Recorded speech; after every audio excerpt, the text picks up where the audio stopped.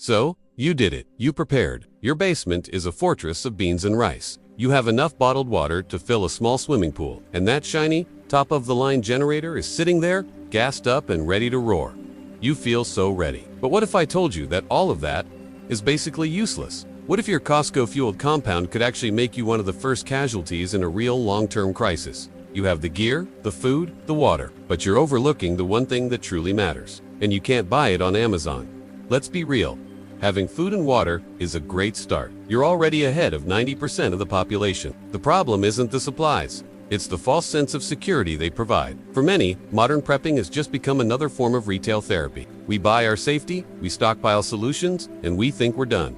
This creates a dangerous paradox. We focus on getting more things instead of building actual skills. A prepper stocks up for a week-long storm. A survivalist trains for a world where the storm never ends. Think about it. That generator isn't just a power source. It's a giant, noisy dinner bell for everyone in the dark. Your neatly stacked supplies are a magnet for the desperate. When your whole plan is built on stuff, it's only as strong as your last gallon of gas. Long-term survival isn't about what you have, it's about what you can do when you have nothing. So, what's the secret sauce? It's not a single item. It's a complete mindset shift, supported by 5 pillars that most preppers completely ignore. These are what will keep you going long after your stockpile is just a memory. The ultimate survival fantasy is the lone wolf, heading for the hills with a rifle and a bad attitude. That's also a fantastic way to die. Spoiler alert, in any real disaster, the lone wolf is usually the first to become wolf food. Your greatest asset is other people. Humans survived for millennia by cooperating, not by cosplaying as a post-apocalyptic hermit. While everyone else is guarding their cans of chili with a shotgun, the truly prepared are building networks. They know who the nurse is, who the mechanic is, and who can make a surprisingly drinkable garden hose. Community is a force multiplier. A single family with a generator is a target. A neighborhood that shares that generator runs it sparingly and takes turns on watch. That's a stronghold. Ditching your neighbors for a lone wolf fantasy isn't just a bad idea, it's a critical failure. The second pillar is about becoming invisible. It's called the gray man theory, and the idea is simple.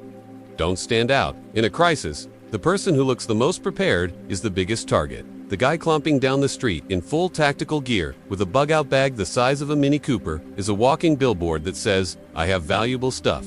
Please rob me." The gray man looks just as scared and confused as everyone else, but is quietly aware and ready. They get to move around unnoticed. This is a skill you practice by not bragging about your preps and dressing to blend in.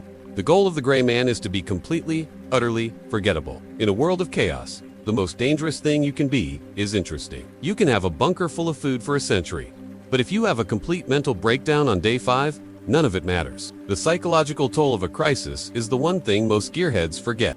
Mental toughness is about staying calm under pressure and making smart calls when your world has turned upside down. Even boredom becomes a poison.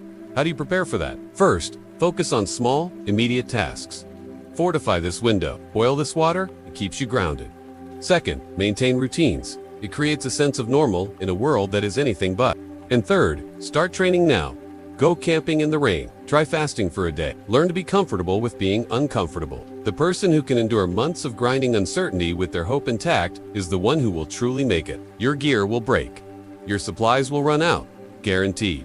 What then? This is where improvisation becomes more valuable than your fanciest gadget. Resourcefulness is the ability to look at a pile of scrap and see a solution, not just garbage. Our ancestors were masters of this. We, on the other hand, don't fix things anymore. We just get a new one delivered tomorrow. A true survivor knows a dead smartphone is still a signal mirror. They know how to make a whistle from a bottle cap or tie a few simple knots to build a shelter. This is about having the mental flexibility to come up with plan X, Y, and Z on the fly, using whatever junk you've got. In most disasters, the thing most likely to get you isn't violence or starvation. It's an infection from a stupid little cut. It's getting sick from bad water. A first aid kit is a start, but it's just that. What happens when there's no hospital? Do you know how to actually clean and close a deep wound? More importantly, let's talk hygiene.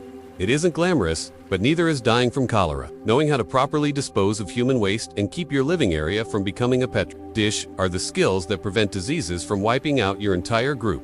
Your body is your ultimate survival tool. Keeping it from succumbing to a preventable illness is priority number 1. So, is your survival plan useless? If it's just a room full of stuff, then yes. It's a fragile, incomplete plan. Gear is finite. Food runs out. Fuel disappears. But skills?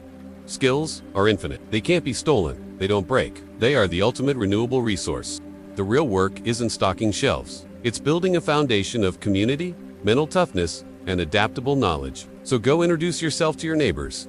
Take a first aid class, learn to fix something instead of throwing it away. Because when the lights go out, your gear might help you for a few days, but your skills and your community are what will decide if you're still standing in the long run.